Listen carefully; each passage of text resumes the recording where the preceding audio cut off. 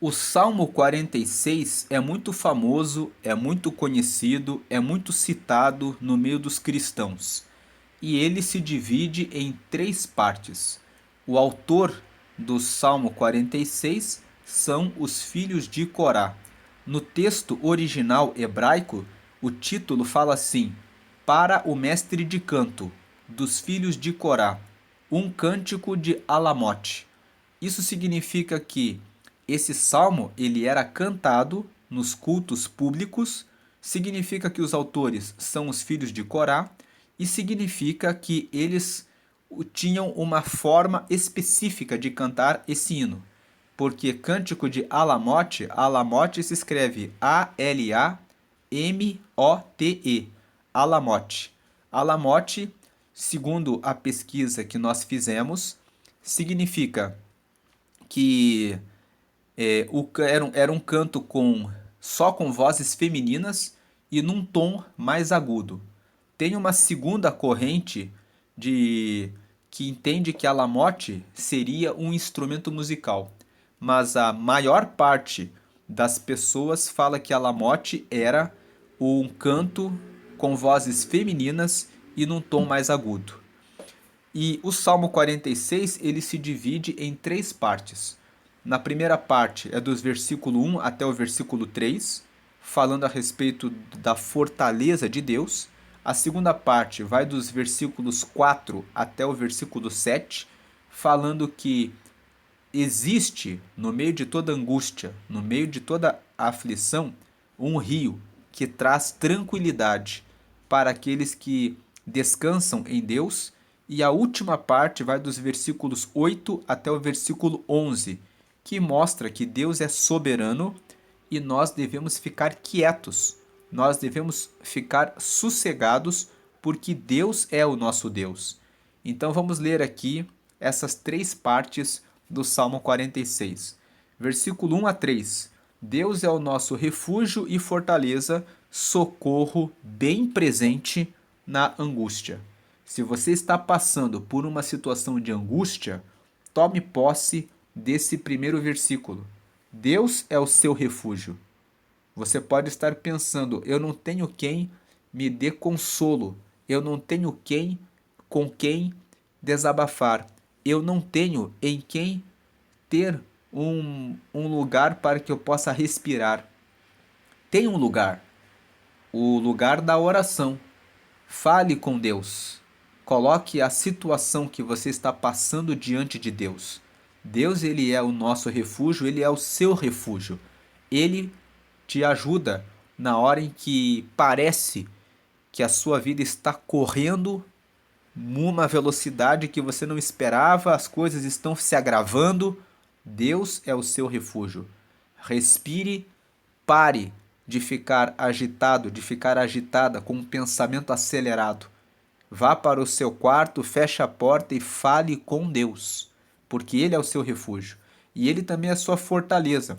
Você pode pensar assim: não vai dar certo. Essa situação que você está passando já deu certo. Você colocando Deus como seu refúgio, você peça força a Ele. Diga: Deus, me dá graça e força para que eu possa passar por essa situação, porque eu sei que o Senhor é o meu refúgio. E a segunda parte do versículo 1 fala que ele é socorro bem presente na angústia. Deus está presente e ele está bem presente, muito bem presente. Ele está exatamente do seu lado agora. Você pode pensar, Deus está longe. E é bem quando você pensa que Deus está longe que Deus está bem presente, do seu lado na angústia.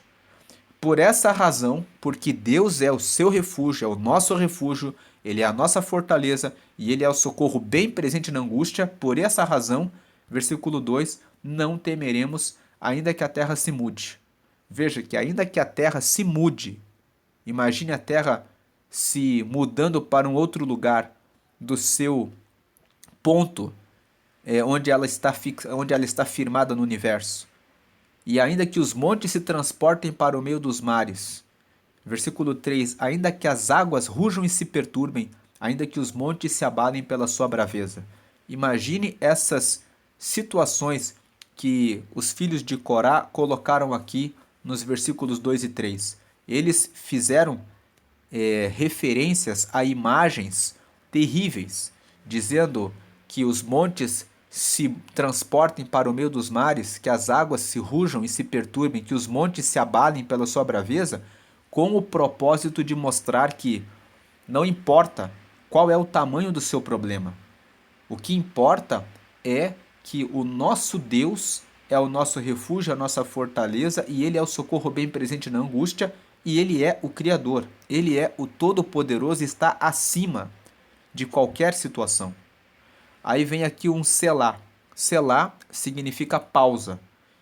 É um sinal que é colocado nos Salmos para mostrar que quando eles executam essa canção, esse cântico, eles cantam o versículo 1 até o 3 e depois existe uma pausa. Essas pausas nesses cânticos que existe nos Salmos era uma forma de fazer as pessoas meditarem no que estavam cantando. Então eles cantavam essa parte e para. Medite no que você acabou de cantar. Medite na letra do que você está cantando. Medite que Deus é o seu refúgio, a sua fortaleza e que Ele está com você. Ele é um socorro bem presente. E que não importa qual a situação que você está passando, que Ele está com você. Aí vem a segunda parte. Na primeira parte, ele fala que Deus é o nosso refúgio e apresenta situações da natureza que são terríveis como uma forma, como uma metáfora de dizer que não importa a situação que você está passando, que Deus está com você. Na segunda parte, do versículo 4 até o versículo 7, eles falam como é que funciona estar com Deus. Aqui no versículo 4, há um rio cujas correntes alegram a cidade de Deus, o santuário das moradas do Altíssimo. 5. Deus está no meio dela, não será abalada. Deus a ajudará ao romper da manhã. 6. As nações se embraveceram, os reinos se moveram, ele levantou a sua voz e a terra se derreteu. 7. O Senhor dos exércitos está conosco, o Deus de Jacó é o nosso refúgio, Selá. Então aqui nessa segunda parte, se na primeira parte eles falam sobre a terra se mudar de lugar, falam sobre haver águas que rujam e se perturbem, fala a respeito dos montes se transportarem para o meio dos mares, fala sobre os montes abalarem-se na sua braveza. Por outro lado, na segunda parte, eles querem apresentar, os filhos de Corá aqui, querem apresentar um contraste. De um lado, as pessoas podem estar passando por situações terríveis. Por outro lado, se você fica na cidade de Deus, na cidade de Deus existe o oposto. Existe um rio cujas correntes alegram a cidade de Deus. O que é a cidade de Deus? A cidade de Deus é onde Deus mora, o santuário das moradas do Altíssimo. Deus mora onde? Ele mora no céu. Mas como que nós estamos aqui na terra, podemos nos conectar com o céu? Nós podemos nos conectar com o céu pela oração. Quando nós oramos, estamos falando com Deus, Deus liga o seu espírito em nós. E nós podemos desfrutar do rio de Deus, do rio que corre no céu, do rio que tem correntes de águas vivas que alegra a cidade de Deus. Então é nessas correntes de águas do rio que existe na cidade de Deus, que é onde Deus mora, que é onde Deus, o versículo 5 fala assim, Deus está no meio dela, não será abalada, que nós podemos receber graça, força, unção, poder, renovação, revestimento espiritual, autoridade para declarar que uma situação de doença vai ser mudada em situação de cura. Todas essas manifestações de vida que nós estamos falando aqui, graça, autoridade, poder, unção, renovação, esperança, fé, revestimento, são dadas aqueles que se ligam com a cidade de Deus. Nós nos ligamos com a cidade de Deus quando entramos na dimensão de Deus, que é por meio da oração. Deus está no meio dela, no meio dessa cidade, a cidade dele, na dimensão do Espírito.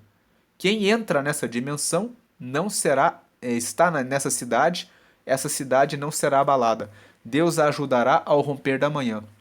Vamos lembrar aqui, no versículo 5, quando ele fala Deus ajudará ao romper da manhã, do Salmo 30, versículo 5, parte B. O choro pode durar uma noite, mas a alegria vem pela manhã. Não importa se você está passando por uma situação difícil, porque Deus ajudará ao romper da manhã. Versículo 6, as nações se embraveceram, os reinos se moveram, ele levantou a sua voz e a terra se derreteu. As nações se embraveceram. As pessoas à sua volta podem ficar bravas com você, podem ficar iradas de ver que você está em paz, mesmo com a situação difícil, porque elas não entendem que você está na cidade de Deus, que você está firme, tendo Deus como seu refúgio e como a sua fortaleza. E você está experimentando o consolo de Deus, o socorro bem presente na sua vida. Então elas, muitas vezes, estão te incomodando, te perturbando, te chateando, querendo tirar você do sério, muitas vezes criando estratégias para te perseguir no seu local de trabalho ou de repente até mesmo dentro da sua própria família, e você está ali, na cidade de Deus, e as pessoas ficam bravas. Os reinos se moveram. As pessoas podem, dentro do seu local de trabalho, se movimentar pensando, não conseguimos derrubar essa pessoa. Eles podem se mover, mas ele levantou a sua voz e a terra se derreteu. Basta Deus levantar a sua voz. Deus levanta a sua voz em seu favor hoje e diz o que é que ele tem para a sua vida. E a terra se derreteu. Versículo 7. O Senhor dos exércitos está conosco. Deus, ele é o Senhor dos exércitos. Ele comanda, governa tudo o que existe na terra. E o Deus de Jacó é o nosso refúgio. Sabemos que o Deus de Jacó, Jacó era o nome anterior de Israel. Israel significa aquele que lutou contra Deus e foi vencedor. Jacó era o nome anterior de Israel e significa enganador. Então Deus mudou o nome de enganador para lutador e vitorioso. Deus, o Deus de Jacó, é o nosso refúgio. Vamos interpretar assim na leitura do Salmo 46. Deus é o Deus de Jacó é o nosso refúgio. O Deus que mudou Jacó de enganador para lutador e vitorioso é o nosso refúgio. O Deus que mudou o nome de Jacó para Israel, que significa vitorioso, é o nosso refúgio. Ele é o Deus que está mudando o nome da sua situação atual de angústia em paz. Ele muda o nome de luta em vitória. Ele muda o nome de doença em milagre. Ele muda o nome de crise financeira em prosperidade. O Senhor dos exércitos está com você. O Deus de Jacó é o nosso refúgio. Aquele que muda o nome de Jacó para Israel é o que está mudando o nome da sua situação para uma situação de bênção e de vitória. Aí ele fala Selá, pausa. Aí vem a última parte que os filhos de Corá aqui falam que Deus ele é muito poderoso, ele tem muita força e nós podemos ficar quietos e descansar nele. Veja aqui o versículo 8. Vinde, ou seja, saia dessa situação de ficar olhando para a sua luta e venha comigo e contemplai as obras do Senhor. Que desolações tem feito na terra. Aqui no versículo 8 é um convite, tipo, pare de ficar olhando para o seu problema e venha para contemplar as obras do Senhor. Em outras palavras, preste atenção nos testemunhos, preste atenção nas maravilhas que Deus tem realizado na vida das pessoas que têm depoimentos, testemunhos para contar do que Deus tem feito. Vinde, contemplai as obras do Senhor, que desolações tem feito na terra. Quantas maravilhas ele tem feito na terra. Quantos milagres, quantos testemunhos nós podemos ouvir de pessoas que passaram por situações até mesmo piores do que as que nós estamos passando e que venceram e que estão contando o que Deus fez na vida delas. Saia dessa desse pensamento fixo no seu problema. Venha, contemple as obras do Senhor, que desolações tem feito na terra. Versículo 9: Ele faz cessar as guerras até o fim da terra. Não importa qual o tamanho da guerra, é Deus que faz acabar, ele põe um ponto final nas guerras. Ele quebra o arco e corta a lança. Se o teu inimigo é forte, se você olha para ele como alguém que é poderoso, pare de olhar nessa perspectiva, porque o teu Deus é maior do que ele, é maior do que essa pessoa. Não importa quem a pessoa seja, não importa qual cargo ela ocupa, não importa o que ela é, o que ela tem, porque Deus é o teu refúgio e ele quebra o arco e corta a lança. O seu inimigo pode armar o arco, pode preparar uma lança contra a sua vida, mas Deus, ele quebra o arco e corta a lança, ele queima os carros no fogo. Lá no Salmo 20, no versículo 7, está escrito que algumas pessoas confiam em carros e outros em cavalos, mas nós faremos menção do nome do nosso Deus. Lá no Salmo 33, no versículo 16, ali 17, fala que o cavalo é vão para a batalha. E ele não dá a vitória a ninguém. Nenhum rei, no mesmo Salmo 33, ali no versículo 16 e 17 fala assim: nenhum rei se salva pela força do seu exército, e nem o homem valente se salva pela sua valentia. Então, Deus, ele é poderoso. Ele queima os carros no fogo. Ele queima todos os carros, cavalos, não importa qual a força que o seu adversário, perseguidor possa ter. Deus está acima dele.